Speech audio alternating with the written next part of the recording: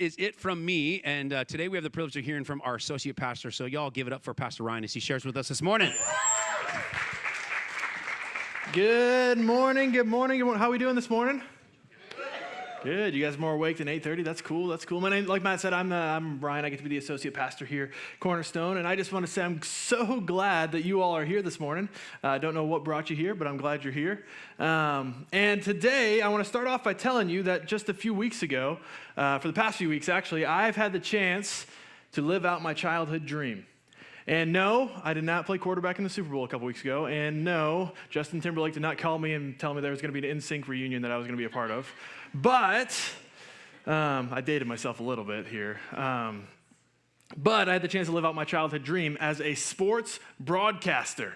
Ever since I was a little kid, up and through middle school and high school and even my undergraduate degree in college, I wanted to be a sports broadcaster, to be on ESPN and call basketball, football, baseball games, all that stuff. And the past few weeks, I've had the chance to live out that dream. As you see up there, there's pictures on the screen. The first game I got to call was back at my alma mater at Penn High School. Got to be on the radio. My brother joined us, and my good friend Paul, who runs a radio station here throughout northern Indiana, had us join him.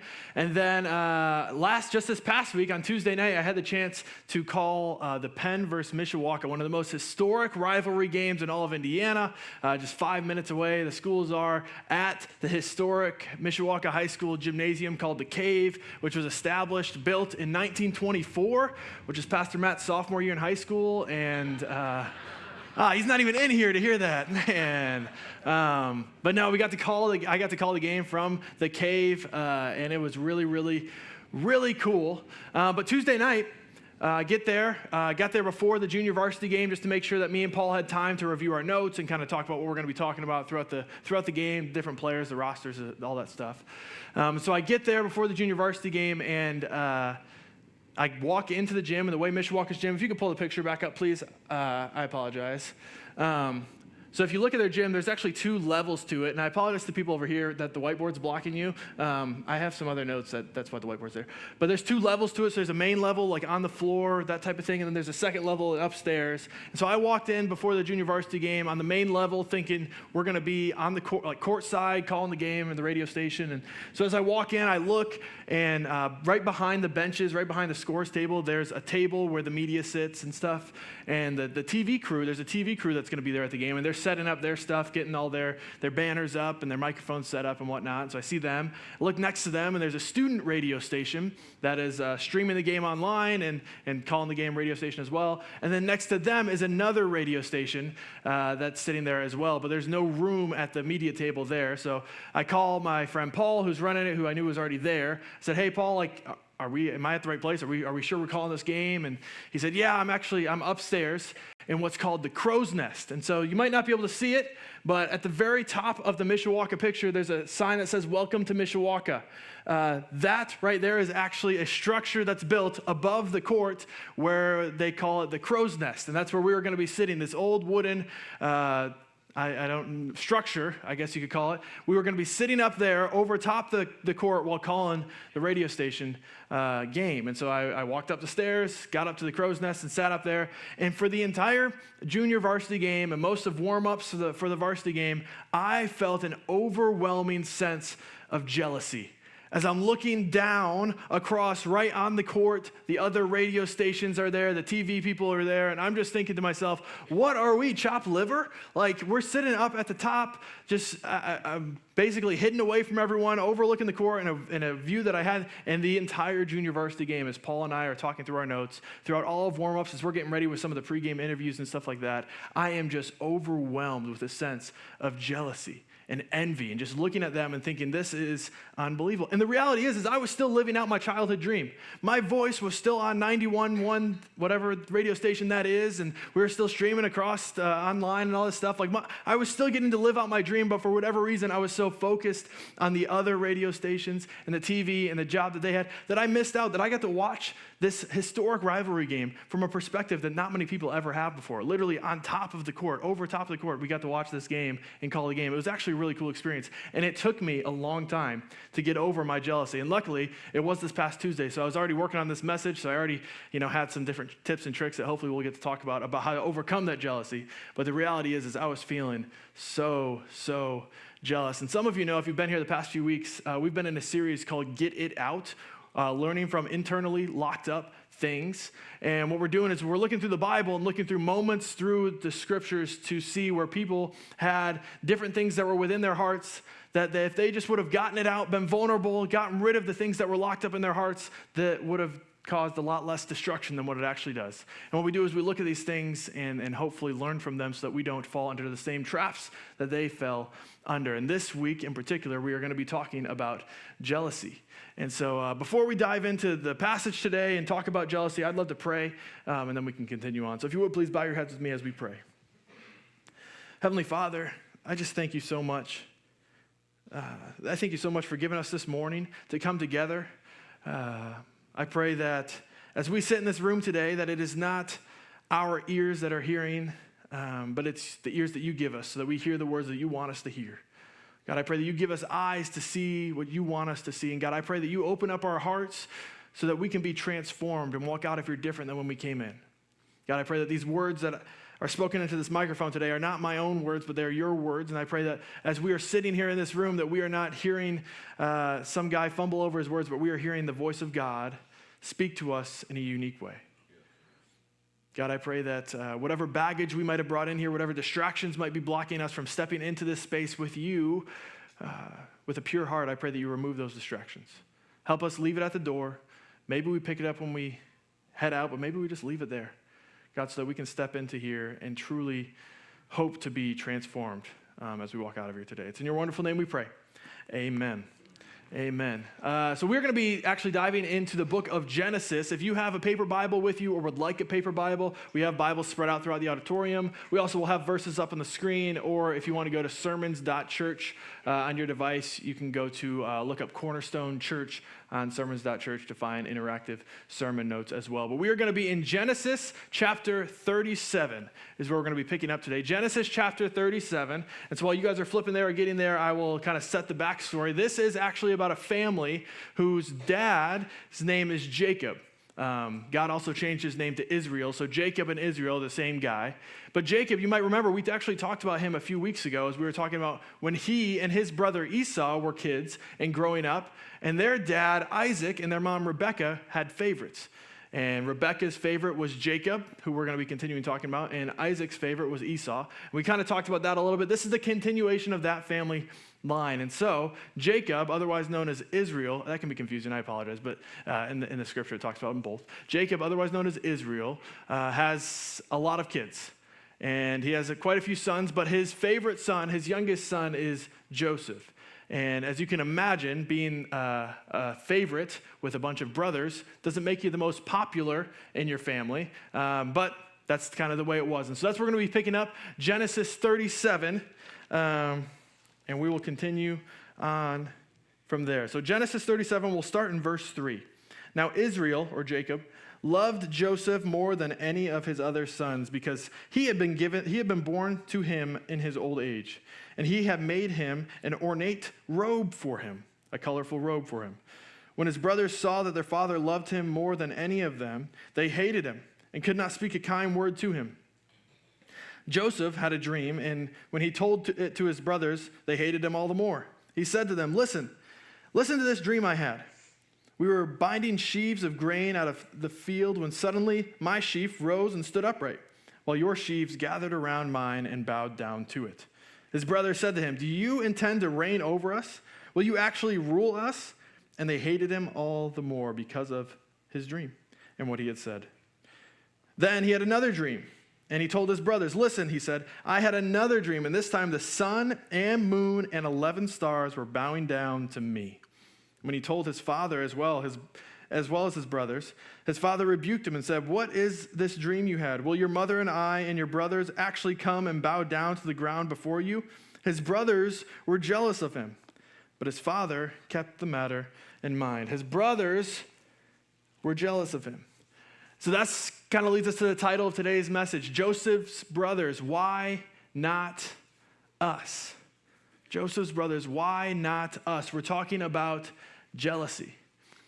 And we're going to continue on with this story, but before we do, I want to recognize a couple of key points here early on. One, Joseph's brothers, if I'm being honest with you, as I read through this, Joseph's brothers had some validity to their jealousy.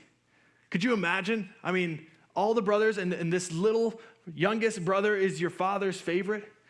There's some validity to their jealousy, not only just because they're brothers and they're favorite, you're not supposed to play favorites as a parent, that type of thing, but in that culture especially, the oldest brother is actually supposed to be the powerful one, the leader, the one that's going to take over the family land, but yet for whatever reason, Joseph, the youngest, was the favorite. There was some validity to their jealousy. Also, I mean, they were jealous. Their younger brother got this nice, colorful robe. He had these really cool dreams. There was some validity to their jealousy, but what I hope we recognize is just because there was validity to their jealousy doesn't mean it was the right feeling to have. And as we're being honest with ourselves, sometimes some of us, we have some validity to the jealousy that we feel. There's some valid reasons for us to feel jealous. Maybe for you, like you lost a loved one. And if you're being honest, anytime you see someone spending quality time with their dad, it just makes you miss him that much more, and you feel this overwhelming sense of jealousy. Or for you, there's a trauma in your background, and certain things trigger certain reactions and emotions, and honestly, you're jealous of people that haven't gone through the tough road that you've been through. There's some validity to their jealousy. Or maybe for you, you've been working really hard at a job for a very long time.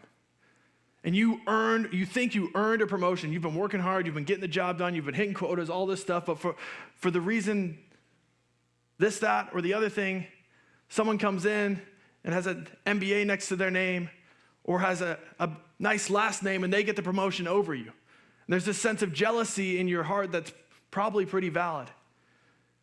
But what I want us to recognize is just like Joseph's brothers, just because there's validity to the jealousy that we feel, it doesn't mean that it's not wrong. Honestly, jealousy, as we continue on with the story, as we're going to see in this story, and as we can probably admit to our own lives, jealousy often distorts our perspective. It ruins relationships. It clouds our judgment and leads us down a path that we wouldn't head down otherwise. So that's the first part. Just because there's validity to their jealousy doesn't mean that it's necessarily the life that God wants for us. The second part is, actually throughout the Old Testament, God himself calls himself a jealous God multiple times. I mean, Exodus 20 is an example. Exodus 20, verse 5, I think it is. You shall not bow down to them or worship them, for I, the Lord your God, am a jealous God. And as I was preparing for this message, it would have been really easy for me to just say, hey, jealousy's bad, don't feel it, all this stuff, and not even recognize that God calls himself jealous at times. But as I read through these verses and kind of look back at the original Hebrew text, there's not a huge difference in the translations, but when you look at the context of what God is talking about when he calls himself a jealous God, and what Joseph's brothers feel when they're feeling jealousy. When God is talking about being a jealous God, it is not the same as when Joseph's brothers are feeling jealous. In fact, when God is calling himself a jealous God, it is out of concern for others. His jealousy is from a place of concern for others. He doesn't want people to worship worldly things because he knows they're just going to end up falling short. He's saying, don't chase after money, don't chase after power, don't chase after fame, don't chase after all these temporary things that when you die, you're just going to be left here on earth. Chase after something eternal. Worship something eternal. Because he knows that if we just chase after these things, we're going to wind up falling short. It's out of concern for us. It's like a teacher. My wife's a math teacher. God bless her heart. But when she's up at the whiteboard teaching a class, and she looks out to the class and sees one student in particular just sitting there on their phone the whole time, not taking notes, not getting ready, she might feel, annoyed and angry and all the different feelings, but she also might feel a sense of jealousy. Not because she wants the attention of this high school student, but because she knows that the next class, when there's an exam and that student does terrible, they're going to feel really, really bad about themselves. She feels a sense of jealousy for them because she's out of concern for them. So when God says he is a jealous God, it's out of concern for us. Where so often when we feel jealous, or when Joseph's brothers are talking about feeling jealous, it's not out of concern for others, it's out of comparison. Joseph's brothers are looking at what Joseph has, and then they're looking at what they have. They're comparing the two, and they're getting jealous from that comparison. And so often in our lives, we can find ourselves falling into this comparison trap where we're looking at what others have and then skewing the view of what we have so that we have this jealousy in between us as we're driving through our neighborhood and we look at our neighbor's house and it's just so nice. It's always, the grass is always cut well and all this stuff, and it's just such a big house and we're right there basically in the shadows of them. And it's so easy for us to compare the two houses and find ourselves feeling jealous. I know for me personally, when I was working in the corporate world, I would be walking down the hallways at work and just be so jealous of the nice, cushy office that certain people had. Or the nice, assumed paycheck that they had that I didn't necessarily have. It's so easy for us to compare ourselves, and out of that comparison comes jealousy. And so when God says he is a jealous God, it is not the same as when you and I talk about oftentimes being jealous. It is not the same as Joseph's brothers feeling jealous, because God's jealousy is out of concern for others, whereas often our jealousy is out of comparison to others. And ultimately, this jealousy that's out of comparison skews our view, distorts our perspective, and changes the way that we would act otherwise. And as we continue on with this story, we will see that it leads Joseph's brothers down a path of destruction that they probably wouldn't otherwise be down if it weren't for their comparison and their jealousy. So we're going to pick up back in Genesis 37. Genesis 37, we'll pick up in verse 18. Genesis 37:18. And at this point of the story, what we kind of skipped over was Jacob, or Israel, Joseph's dad, Jacob sending Joseph out to the field to where his brothers were to bring him a snack or something like that. One thing to notice, Joseph's brothers are out in the field working. Joseph's back at home and his dad sends him out, just another validity to their jealousy. This is where we're going to pick up in verse 18. But they, Joseph's brothers, saw him in the distance. And before he reached them, they plotted to kill him. Here comes the dreamer, they said to each other. Come now, let's kill him, throw him into one of these cisterns, and say that a ferocious animal devoured him. Then we'll see what comes of his dreams. Pause really quickly. Do we see how jealousy is distorting their perspective, is clouding their judgment, is leading them down a path of destruction that they wouldn't necessarily be on if it weren't for that? They're so jealous of their brother, of what he has, and they don't, that they're planning to kill him. Now, if we skip ahead to verse 25, we see that they have actually decided they're not going to kill their brother. They're just going to throw him into this giant empty hole in the middle of the field where he can't get out and leave him there to die. So verse 25 is where we're going to pick up. As they sat down to eat their meal, first of all, they just threw their brother into a hole. Then they sit down to eat a meal. Perspective. As they sat down to eat their meal, they looked up and saw a caravan of Ishmaelites coming from Gilead. Their camels were loaded with spices, balm, and myrrh, and they were on their way to take them down to Egypt. Judah said to his brothers, "What will we gain if we kill our brother and cover up his blood? Come, let's sell him to the Ishmaelites and not lay hands on him. After all, he is our brother, our own flesh and blood." His brothers agreed. Pause really quickly and then we'll continue. Let's not kill him. Let's just sell him into slavery, right? What? He is our brother, right? 28, we'll continue. So when the Midianite merchants came by, his brothers pulled Joseph up out of the cistern and sold him for 20 shekels of silver to the Ishmaelites, who took him to Egypt. Skip ahead to verse 31. Then they got Joseph's robe, slaughtered a goat, and dipped the robe in the blood. And they took the ornate robe back to their father and said, "We found this. Examine it to see whether it is your son's robe." He recognized it and said, "It is my son's robe. Some ferocious animal has devoured him. Joseph has surely been torn into pieces." Then Jacob tore his clothes, put on a sackcloth, and mourned for his son many days. All his sons and daughters came to comfort him, but he refused to be comforted. "No," he said, "I will continue to mourn until I join my son in the grave." So his father wept for him.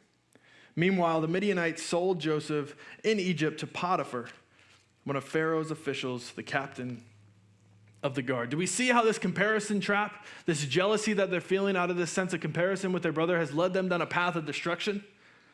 They are so concerned with what Joseph has. They're so caught up in the love that Joseph has, the robe that Joseph has, the dreams that Joseph has, that they decide to sell their own brother into slavery. They are so engulfed with this sense of jealousy that they want their father. They are doing something that causes their father to mourn for the rest of his days. It's a comparison trap that leads to jealousy, that leads to destruction. And if we're honest, as we're looking at this story, maybe we can't relate on the level of Joseph's brothers necessarily, but we can relate a little bit to the sense of jealousy that they feel, that leads us down a path of destruction, that leads us to make decisions that we wouldn't necessarily make otherwise. It's what I hope today that we learn from this story, and I hope we have a few takeaways. The first takeaway that I want us to recognize is why they were locked up with jealousy in the first place. Joseph's brothers, and often us, we can find ourselves locked up by jealousy by focusing on what others have and focusing on what we lack. We get locked up by jealousy, locked up in jealousy. Sorry, words are hard. By focusing on what others have and focusing on what we lack. That's your handout, fill in. I'm bad with the fill-ins. I apologize, folks. What others have and then what we lack.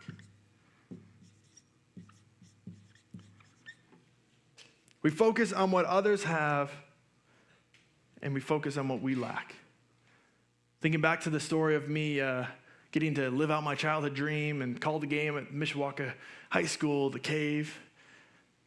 I was so focused on what the TV crew and the other radio stations had that I let that distort my perspective, the fact that I was still getting to live out my dream of calling the game. And actually, I had a really unique perspective. But I was so focused on what the other people had and what I lacked that it boiled up this sense of jealousy in my heart. Joseph's brothers, and verse 4, Genesis 37:4, it says, his brothers saw that their father loved him more than any of them, and they hated him and could not speak a kind words. They focused so much on the love that Joseph had from their father and the love that they lacked. They focused on the robe that Joseph had and the robe that they lacked, the dreams that Joseph had and the dreams that they lacked. And granted, again, there might have been some validity to their jealousy, but it locked them up so much that it led them down a path of destruction. And I think so many of us, we get caught up in focusing on what other people have and a skewed perspective on what we have, that we find ourselves heading into this comparison trap where we go down this road of jealousy that ultimately leads us to destruction. We focus on what our friend who posts on social media that their family's vacationing every other week, and yet their kids are always smiling on the pictures, and you can't even get your kid to smile once for a picture. We focus on what they have and what we lack. We see that couple, maybe here in church, whose marriage seems to be flawless, effortless, so deeply in love, and yet you know deep down that you and your spouse, you guys have to fight. Fight in a good way, like you have to fight for your marriage, fight for joy, fight for quality time together. Life is chaotic, and you find yourself being jealous of that effortless love that other couple has. It's so easy to focus on what other people have and on what we lack, but it ultimately locks us up and leads us into jealousy in a way and leads us down a road to destruction. We focus on what others have and we focus on what we lack. And the way that we combat this, the way that we fight against this sense of jealousy, because if we're being honest, we live in a culture of comparison. There's always going to be a sense, a pull toward jealousy, a pull toward comparison. I was preparing for a sermon on jealousy, and on Tuesday night, I was feeling jealous myself. Like there's always going to be this sense of jealousy. So how do we fight against that? When we feel these feelings of jealousy, how do we fight against that? And I think the answer to that is we have to flip the script here. We have to focus on what we have and focus on what others lack. We have to focus on what we have and focus on what others lack. And you might be thinking to yourself, Ryan, okay, you're telling me I need to focus or remember that my boss, who's making 3 times the salary that I make, who works half the hours that I work, who drives a car that is twice as nice as mine, I have to focus on what he lacks? Or, Ryan, you're telling me I have to focus my friend who's always traveling to Europe and to Mexico and to the beach and to the mountains, I have to focus on what they lack? Or the person on social media that's always posting so many great trips, so many great family memories, I have to focus on what they lack. They get like thousands of likes every time they post. To focus on what they lack. And what I'm saying is, listen, again, there's validity to our jealousy.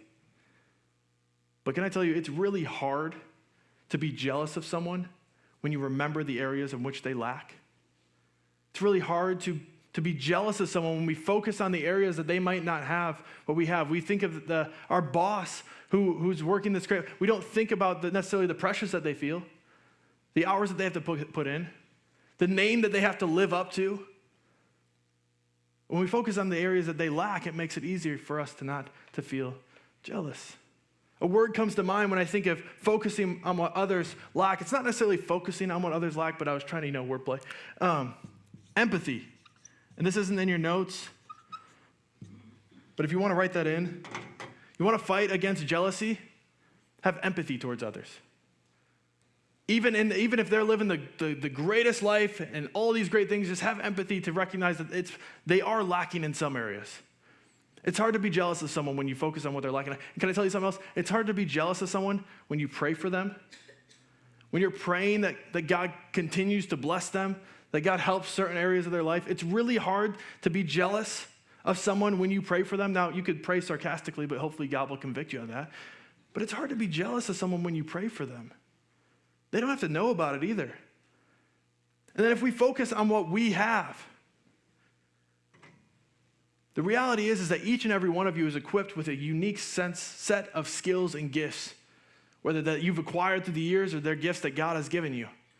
And when we find ourselves in this comparison trap, this sense of jealousy, it can be so easy to ignore all of those things that we have been given. But the reality is you've all been given. If we focus on the things that we have, with a sense of, the word that I want to talk here is gratitude.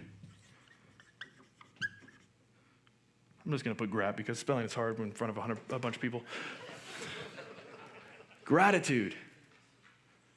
It's really hard to be caught up in a sense of jealousy with a skewed view of ourselves when we are grateful for the things that we have. When we wake up each and every morning and thank God for the things that we have. It's hard to compare ourselves to others when we have a sense of empathy towards them and we have a sense of gratitude toward God about what we do have.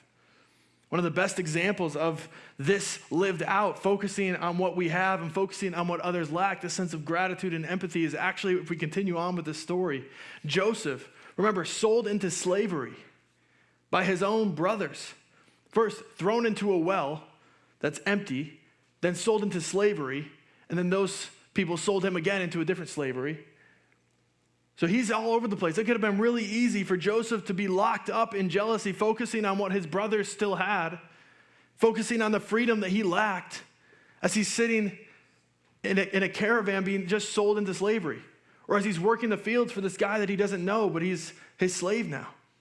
And in fact, continuing on with Joseph's story, he actually ends up in prison for a crime that he didn't commit. And as Joseph's sitting in prison, it could be very easy for him to be in this comparison trap, focusing on the freedom that other people had, focusing on the life that his brothers still have, and focusing on the life that he didn't have. The robe that he no longer had. The father's love that he no longer was able to receive. As he's sitting in prison with no freedom, a slave put in prison. It could have been very easy for Joseph to be jealous. There would have been a lot of validity to his jealousy. But as we continue on with Joseph's story, he did such a good job of focusing on the things that he did have and then focusing on what others lacked. And as he's sitting in prison, one of the things that he had with all of his freedoms ripped away, all the land and the hope that he had as he was living at home ripped away, one of the things that he had was a gift from God, the ability to interpret dreams. And as he's sitting in prison, there were two prisoners, and the one thing that they lacked was the ability to interpret the dreams that they were having. These two guys couldn't figure out what message was trying to be sent to them, as they were having these dreams over and over again, and they couldn't figure out what they meant. So Joseph, not locked up by jealousy or comparison, focusing on what he had and what others lacked, interpreted those two guys' dreams. And one of the dream, the interpretation was that he was going to become the chief cupbearer of Pharaoh, the most powerful man in all of Egypt. One of the most powerful men in all the earth. Sorry, man, words are hard. This guy is going to be the chief cupbearer. And so as he's leaving prison, freed from prison to go be a very loud voice in Pharaoh's ear, Joseph says, hey, man, don't forget about me. Tell Pharaoh my story. I'm not even from this land. I was sold into slavery by my brothers, thrown into prison for a crime I didn't commit. Don't forget about me. But what ends up happening? The cupbearer goes and forgets about Joseph. And 2 years go by. You know how hard it would be not to be locked up by jealousy, locked up in comparison of this cupbearer that you helped interpret this dream, and yet he forgets about you? Joseph would have had every reason in the book to be jealous, to be locked up in comparison. 2 years go by. And as 2 years go by, Pharaoh, most powerful man, Pharaoh starts having dreams, and he can't figure out what they mean. And he brings in different magicians and wise men to come in to try to figure out what these dreams mean, and none of them can figure it out.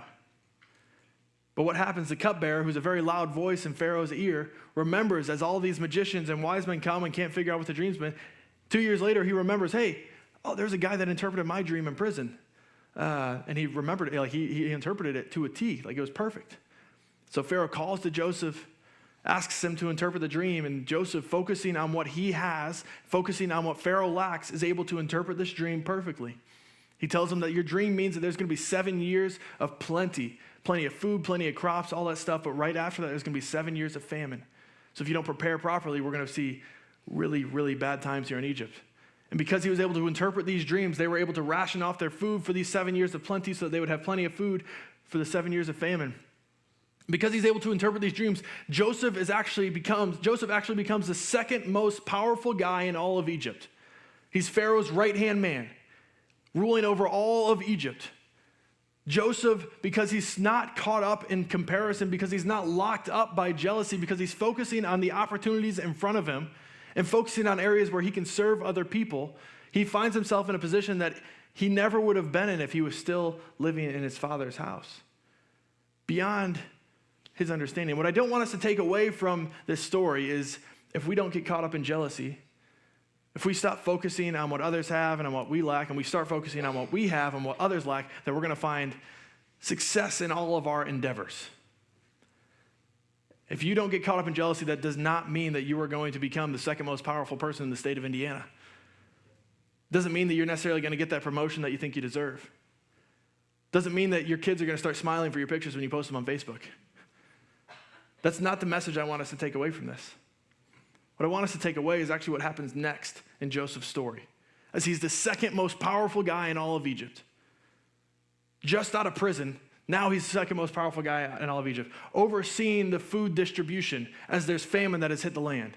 And as he's overseeing the food distribution, guess who comes to get food because they are in a famine? His brothers, the very brothers that sold him into slavery. And if Joseph had been locked up by jealousy and comparison, he would have sent them packing. He might have sold them into slavery. He might have thrown them into prison. But instead, because he's not locked up by jealousy, because he wasn't focusing on what they had for all those years when he lacked, he had the peace and assurance enough to know that he could bring them, give them food. He could be reunited with his dad. And in fact, he brought his entire family from the land that they were on to one of the nicest plots of land in all of Egypt called Goshen, not Goshen, Indiana, but. And he's able to not only be the second most powerful guy in all of Egypt, but he's able to reunite with his family. And if he had been locked up by jealousy and comparison for all those years, I find it hard to believe that he would be able to have the peace and assurance to make that decision. That's the takeaway I want us to have. You want to start living with a sense of peace that's beyond our understanding? You want to start living with a sense of assurance that leads us to love people unconditionally? You want to start living the life that God has called us to live? We need to start focusing on what we have and focusing on what others lack. And worship team, wherever you guys are, you guys can start making your way forward as we begin to wrap up. The reality is that jealousy is something that can plague each and every one of us. It can lead us down a path of destruction like Joseph's brothers. It can lead us down a path of destruction like probably so many of us have been down before. But my hope is that as we walk out of here today, that we will have a sense of peace and assurance that is beyond our own understanding so that we can step into the life and the love that God has called us to live. So we can make decisions like Joseph made, to love people unconditionally, even when it doesn't make sense. So that when we're locked up in our own sort of prison, whether that's a job or whether that's loneliness or whether that's whatever that is, when we're locked up in our own sense of prison, We aren't focusing on the life that we could have had. We aren't focusing on the life that other people have, but we're focusing on the opportunities that are in front of us, and we're making the most of them. We're not making the most of them just for our own glory, but we're making the most of them so that we can serve others because other people lack as well. My hope is that as we walk out of here today, we won't feel a sense of jealousy in our heart. We'll feel a sense of freedom. We'll feel unlocked from this comparison trap that our culture is trying to put us into, and able to walk with confidence knowing that we are uniquely gifted and wired for a specific purpose that God has given. So now, what we're